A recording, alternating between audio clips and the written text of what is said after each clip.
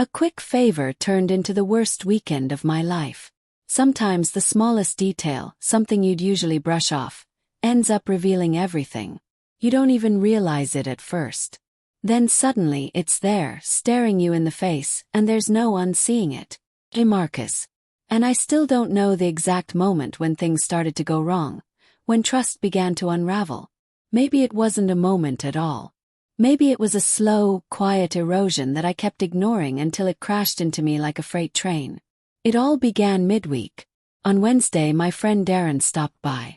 We've known each other for years, the kind of friend you trust with your spare keys, your Wi-Fi password, even your car, apparently. He was casual at first, making small talk. "What are you doing this weekend?" he asked. "Nothing planned," I said. "No trips or anything." "Why?" He smiled. "Actually, I wanted to ask if I could borrow your car again. You lent it to me a while back, remember? I need to head out to the countryside. It's my aunt's birthday, and I have to bring my grandma with me. She can't handle the bus anymore. Round trip. Just the weekend." I hesitated. I really didn't need the car.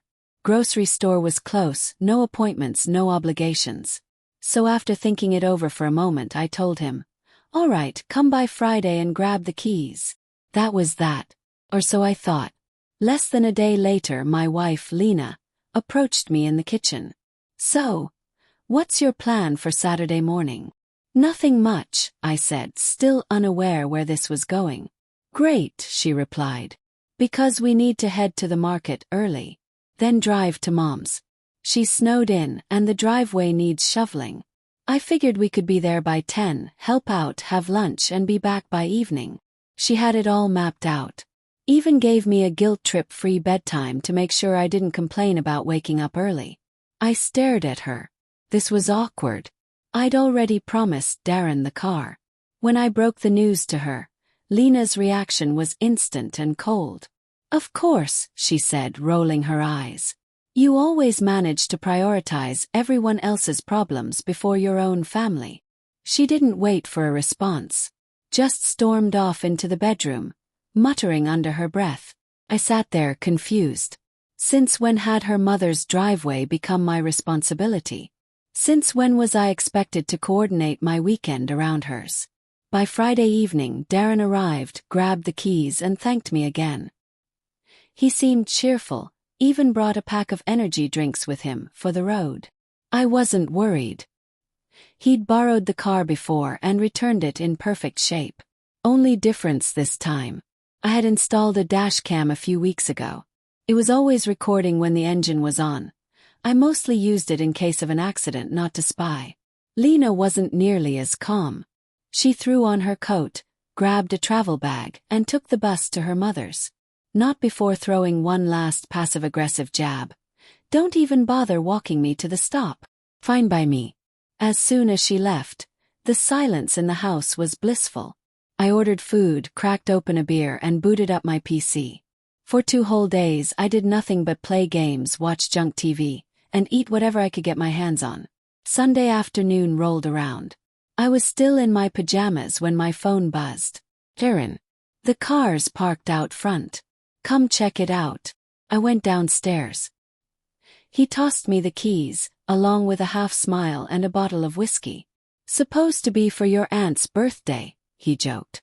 "But hey, better late than never." I raised an eyebrow but didn't say anything. I thanked him and walked back upstairs. Lena returned later that evening. She looked tired, grumpy. "No bags?" I asked, eyeing her hands. "Didn't bring any of your mom's canned stuff back?" She sighed heavily. "I was on the bus. Cramped, awful ride. I wasn't hauling jars of pickles and jam. I just helped her shovel and came back." "All right," I said. "Let's make dinner. I'm starving." We ate quietly. She seemed exhausted, went to bed early, around 7:30. She mumbled something about public transport being a form of slow death. I sat alone for a bit, sipping the whiskey Darren had handed me. That's when I remembered the Dashcam. Just a random thought. Where had he actually taken the car? I went down to the garage, retrieved the memory card, and loaded it onto my laptop. At first, it showed what I expected. Suburban roads, then stretches of highway, trees whipping by. But then the car pulled into a gravel clearing and stayed there. The footage showed the car rocking slightly, shadows moving inside, soft sighs and muffled sounds. Darren wasn't alone. Weird. But hey, not my business, right? Next clip, a gas station. Darren filled up the tank. Then, his passenger stepped out and walked toward the restroom. My heart stopped. It was Lena, my wife. My wife, who supposedly spent 2 hours on a crowded bus to visit her snowbound mother. I stared at the screen. She came back, got into the passenger seat, and they drove off like they'd done this 100 times. The final clip was from that night. The car parked outside a run-down roadside motel. Dingy place. Single story. Neon signs flickering. A diner, a gas pump, a few rooms. Next footage was the next morning, early Sunday. The two of them getting in the car again, laughing. Closed the laptop. I didn't feel rage. Not yet. Just a hollow kind of calm.